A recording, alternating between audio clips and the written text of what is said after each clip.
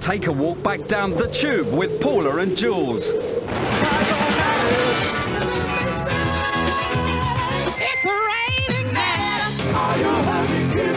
Squeeze the best out of the tube next Wednesday at 11 on 4.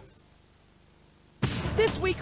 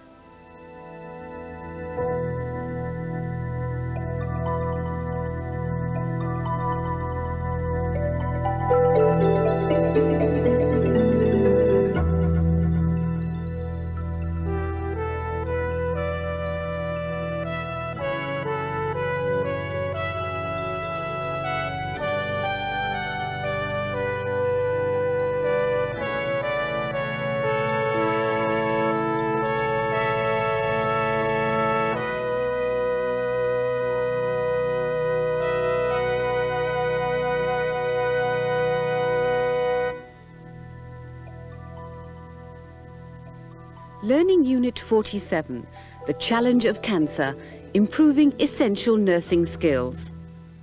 There is a special supplement that accompanies this broadcast. Details can be found in the Nursing Standard, and in the corner of your screen is a clock symbol. This will help you when you rewind your video, enabling you to review both television and written material.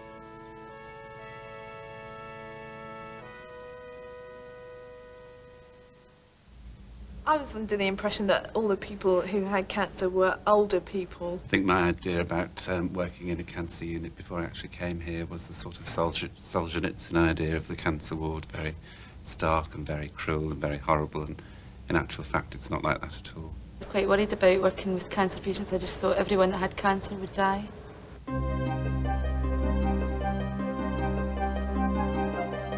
The challenge of cancer, improving essential nursing skills. Nurses are generally no different to the rest of the population in their fears and misconceptions about cancer. Unfortunately, basic nursing education still does little to address this problem, providing students with only limited training in the prevention and treatment of this increasingly common disease. How's that feel? 1 person in 3 is now likely to get cancer in their lifetime. It can affect all age groups, from very young to very old people. But no longer does it mean an automatic death sentence. 1/3 of all people with cancer can now be cured, and of the remainder, many will learn to live with a chronic, sometimes disabling illness. But is the nursing profession delivering the quality of care these patients need?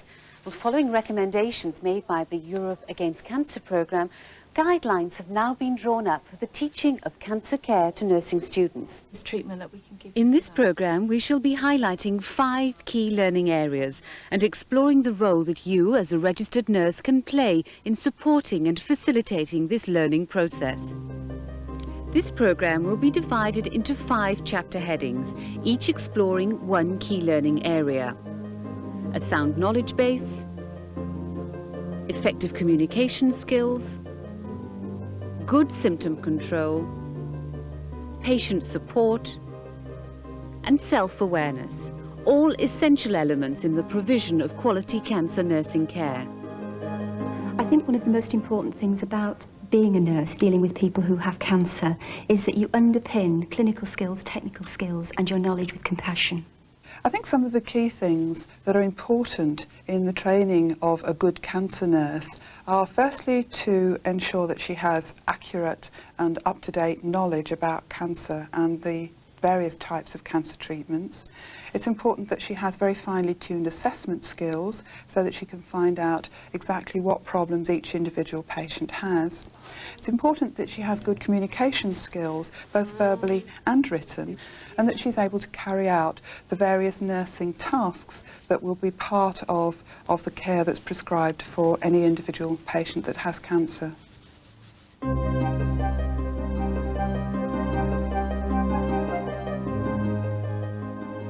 Knowledge empowers, providing the facts.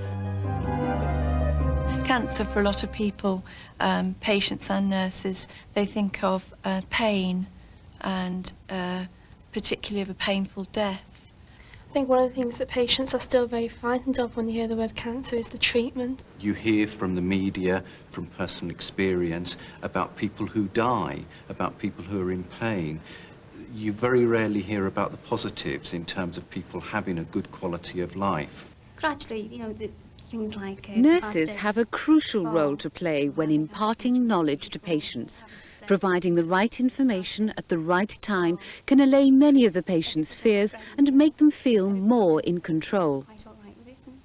I used to think that patients were never told anything in outpatients clinic, but I realise now with experience that sometimes patients are so shocked they only hear the word cancer and nothing else, and they have to be told several times, sometimes 2 or 3 times before they can absorb this amount of information. I think cancer has a major impact on the life of an individual and on the family unit that individual is within. Obviously the impact varies from individual to individual, but principally the majority of patients complain of feeling, for example, a loss of control over their lives. Such a major disruption in their plans and their future intentions, if you like. Many patients live through those first few weeks in a state of shock, unable to digest much of what is happening to them. Not only must they come to terms with the diagnosis itself, but many will also have to undergo a barrage of different tests, often followed by major surgery and a course of radio or chemotherapy. The role of the nurse now is increasingly becoming one of information giver and patient educator, as well as obviously having the skills to provide physical and psychological support throughout the person's illness. The registered nurse should provide a sound knowledge base for the student. Nurses have important responsibilities in making sure that the patient understands what's happening. Through knowledge, patients can be empowered to make decisions and take control of their illness. The most important thing for nurses to do when they are giving patients information is to assess, first of all, just how much information the patient wants. And really, information giving should always be patient-led. So you get taken downstairs to the treatment sets and you have marks put on your skin in the area where they're going to give you your treatment. How long will the marks stay on, Jane? Well, it's important that those panic marks stay on the whole time you're having treatment. So it can always be lined up in exactly the same spot. But can you wash them off in any time at all? At the end of treatment, they're no longer important. But all the way through treatment, it's important that they're still there and can be seen by the radiographers. The patient should only be given a little information at a time. It should also be given in a language that the patient understands, i.e. not using jargon. A good thing also, a good principle, is that if there is information that the patient has received verbally, it's also important to see if they can have this reinforced by something that they can take away, some written material, such as a leaflet or something like that. Okay, and that will recap on some of the things I've said and give you some guidance about looking after your skin. Yeah. Nurses, when they first come into cancer nursing, don't have the information that patients require.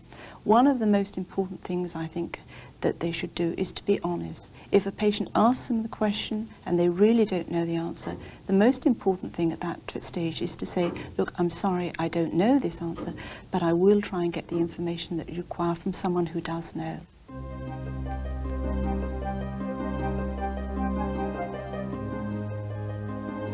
Listening and enabling the essential skills of communication.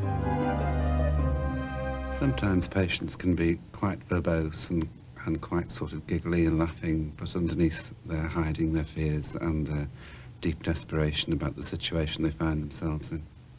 On a busy ward, it is very difficult to find the time to sit down and talk to your patient. The main problem on the surgical ward we find is when a patient is newly diagnosed with cancer, that they're often in a stage of denial and it's therefore quite difficult to communicate with them. One of the things that I have seen people do, and I know I have done myself, is when you're finding it difficult because of lack of time or whatever reason, that you will maybe pick up a folder and start looking at the folder or avoid eye contact with the patient. Good communication skills are essential. A sound knowledge base must be accompanied by the ability to communicate information effectively.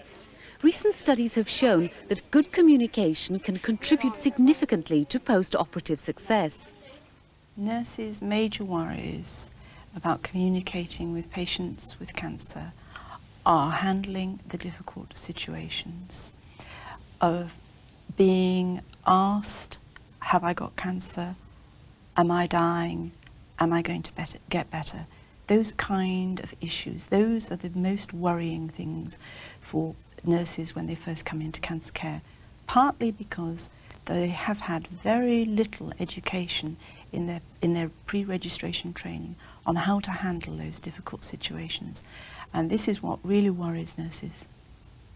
I think students worry about communication in relation to cancer patients because they fear they need to have all the answers. Whereas I think the key skills in communication are more those of listening, those of ascertaining where the patient is actually at, and therefore your communication with that individual is guided very much by their needs rather than by any pre-existing notions you have. So it's only about 9 weeks. The registered nurse can be a positive role model for the student. The student can be prepared in advance and observe the registered nurse in conversation with the patient. By evaluating the effectiveness of the skills used, the student can improve his or her own communication skills. How are you coping with things at home? Quite well now, yes. I've been home for 2 weeks and to start with. Karen was very good in the way that she used her body language when she was speaking to Frank, in that she sat quite close to him when she was talking to him and tended to lean over to him while she was talking to him. Also the fact that when he was talking about his daughter, and he seemed to be a little bit upset, a bit concerned. She did touch him on his shoulder, which seemed to reassure him quite a bit. But she also nodded and had a lot of eye contact with him, and you could tell that she was interested in listening to what he had to say. It helps to analyse situations with students afterwards. Sometimes when you're sitting side by side with somebody, it's quite difficult to have a very open conversation. If I had somebody side by side with me here, my head would be always turned to the left if I wanted to maintain eye contact with them. Whereas perhaps if I was sitting facing them, I could be more open, my body language would be more open, eye contact is much easier, and I'd be free to uncross my legs or cross them again, or lean towards the person I was talking to. So sometimes the position that you take up in a conversation can actually be very important. It's devastating for everybody. So Was there they're in a anything during the down- conversation that Karen did that demonstrated a feeling of empathy between her and the patient? She did a lot of smiling and appeared to be very interested. She also reflected back on things that he'd mentioned and sort of skimmed over, but she came back to them and followed them up. You mentioned earlier that you had a young daughter. Yeah. How's she coping? Well, she misses me not being at home. She doesn't come in to see me because my wife thinks that may not be the best thing. You're caught between two thoughts, chain of thought, really.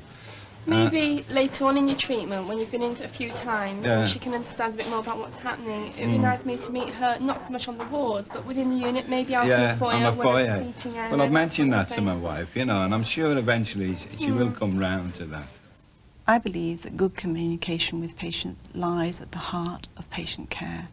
You cannot care for people if you are unable to communicate with them, and I think it is probably one of the most important skills that as nurses we need.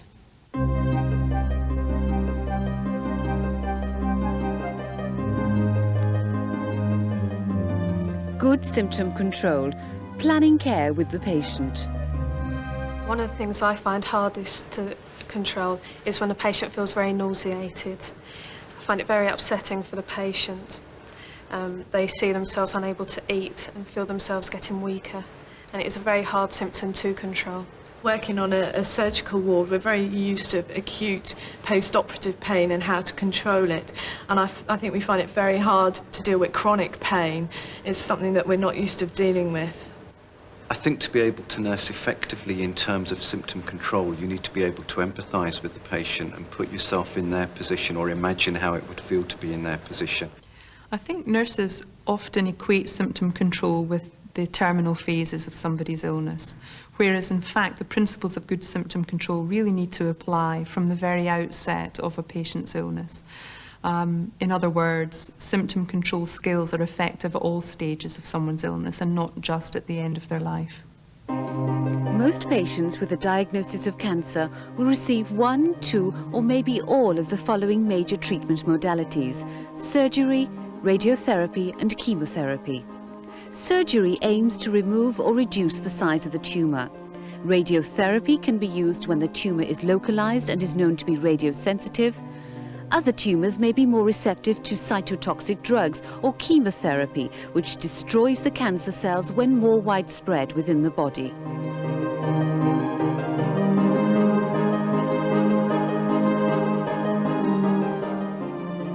Apart from these treatment choices, patients may also be offered biological, hormonal and gene therapy depending on the type and stage of the cancer. Some of these treatments may cause side effects. These include fatigue, diarrhea, constipation, anorexia, sore mouth, nausea, vomiting, infection, bruising, bleeding, hair loss, fertility problems and loss of libido. These side effects may vary according to the disease, the treatment and the individual response of the patient. No patient will experience all of them, and many complete treatment without experiencing any of them. The symptoms that cause patients and nursing staff the most concern are the ones that cause the distress to patients and families, and these are particularly the nausea and vomiting that can sometimes be associated with cancer treatments and with the disease itself. It's hair loss, that's very distressing to patients and to their relatives. The chronic fatigue that often accompanies cancer is also upsetting to both staff and to patients. The principles of good symptom control should be applied from the outset. The registered nurse can help the student understand the importance of assessing, planning, implementing and evaluating care with the patient. And we have an assessment chart here which we need to run through just to see whether you're likely to vomit or whether you're not. So it's a series of little questions really which we ask, nothing terribly demanding, and then it allows us to form an idea of what sort of antiemetic drugs you might need or what sort of alternative therapies may be helpful to you to overcome any potential nausea and vomiting. Okay. Knowledge, skills and experience are essential, but they don't form the whole picture. Although nurses must be familiar with diseases and their treatments, these should be seen in the context of the patient's needs, feelings, values and beliefs. And do you find it easy to relax, Margaret? It depends. A lot of the time, yes, you know, I can kind of sort of unwind and, you know, and relax. Again, it depends on the situation, you know, that I'm in. Again, if I get these sort of vibrations from family, you know, that tends to kind of creep in, and you know, I tend to find I'm more concerned about their feelings than I am necessarily about my own. About them is Some nurses are under the impression, or do make the mistake of thinking that the physical symptoms alone stand alone, and every symptom has a multifaceted aspect to it, and that will change with every individual. So a physical symptom may well present itself with a spiritual, a psychological and a social component, and the nurse needs to address which of those is important for that patient. The family were convinced that she was going to get better. It's often during treatment and care that nurses encounter the vexed questions of ethics, informed consent and confidentiality. It's important that there's time to discuss these concerns. What's that red word? What is quality of life going to be at the end of the day? It's only delaying. Yeah. What's going to happen? Is she going to be bedridden for the rest of her life? Is she going to be in pain? If that was my mum, I'd say no. Just leave her be. Everyday decisions that nurses make are fraught with ethical dilemmas. For example, whether or not to move a patient downstairs and separate them from their partner, whether or not to advise them going into a nursing home, have all got major connotations in terms of the impact it will have on that family and the people close to them. And I think they're the real dilemmas that nurses face, and I don't think there's enough thought or discussion about those sorts of dilemmas. Patient support and rehabilitation, a dynamic and interdisciplinary approach.